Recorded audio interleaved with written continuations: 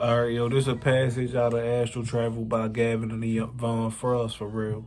This is a real good book.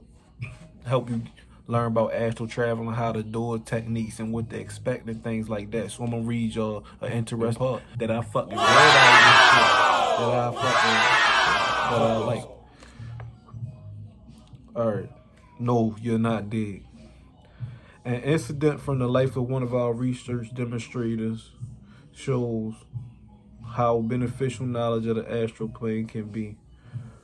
When I was about 6 years old, I attended kindergarten at a big old schoolhouse in Walsall.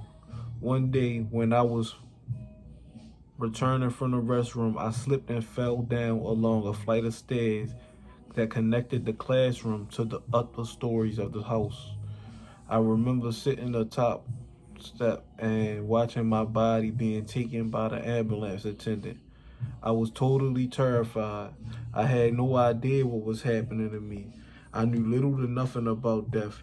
And in fact, I knew I wasn't dead because I was sitting on the top step. How could I possibly be dead? Yet, those people down there at the bottom of the stairs were taking my body away. I was very angry with them for doing it. But since the head mistress was there, I could do nothing. For even speaking to the head mistress in those days was an act beyond my stature. After a little while sitting there, an elderly man came and sat by my side. He was dressed in a painter's overall. He said his name was Al. He didn't actually speak to me, yet somehow he did.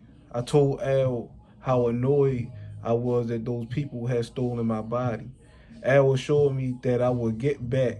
He seemed very sad, and I asked him why was he so sure.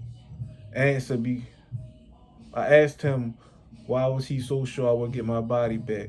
I will always remember his answer. Because you're not dead yet. I am dead. I just fell off my ladder across the street. The next thing I remember was waking up in my body. I assume now that I was scared of Al, for he must have been a ghost, and ghosts in those days were scary things. In fact, later investigation showed that Al fell from a ladder almost the same moment I fell down the stairs, and in fact, I had really done all I really had done was knock myself out for a few moments. I really had no one to tell my experience to. And with time, it faded. It seems as in my youth, I was always prone to accidents of this sort. On another occasion, I was sledding on a wooden slope when one of the sledge runners came off. Now out of control, the sledge smashed into a tree, the same tree which my mundane body would hit its head. On this occasion, I landed in the snow on the other side of the tree. Again, my body was briefly unconscious, and I was separated from it. This time, I was less scared, but still had no idea how to get back in my body. After momentarily blink, I found myself sitting up in my body with a terrible pain in my head and blood running down my face. Again, on another occasion, I was carrying a roll of wire netting down a ladder from a farm loft and overbalanced backwards. This time, I stayed on the ladder and watched my body hit the ground, breaking its arm in the fall. Instantly felt this pain in my astral arm.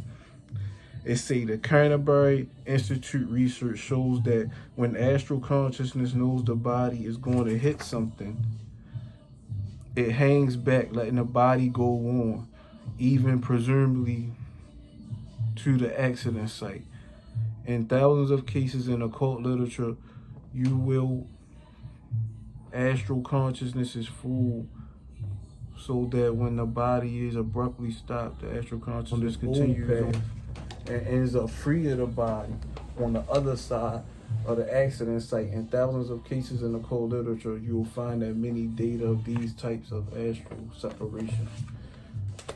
Basically, if I was slipping down right there, basically,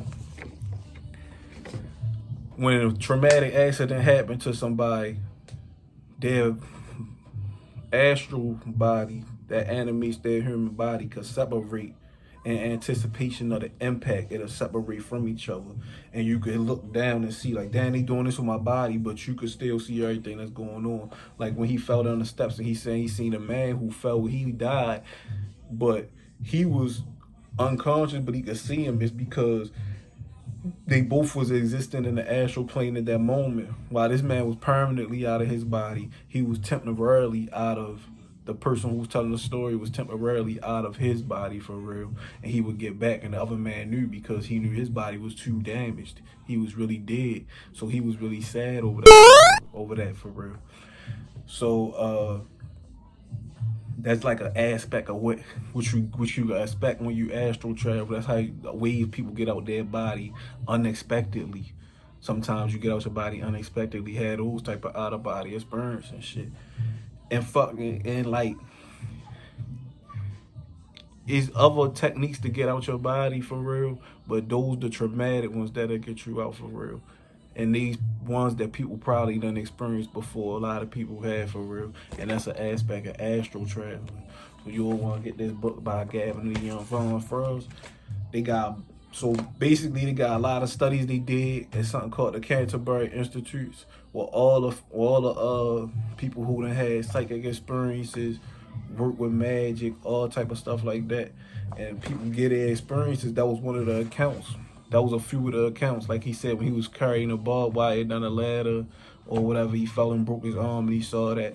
They give all type of accounts and stuff like that in there, and tell you what you could basically expect for real. Because it's a thin veil between this realm and the other one. And once you get out your body, you finally can see the other realm and stuff like that. So you can see it when you dream and all that too. All that for real. But yeah, like, comment, subscribe that, man. Astral Travel, man.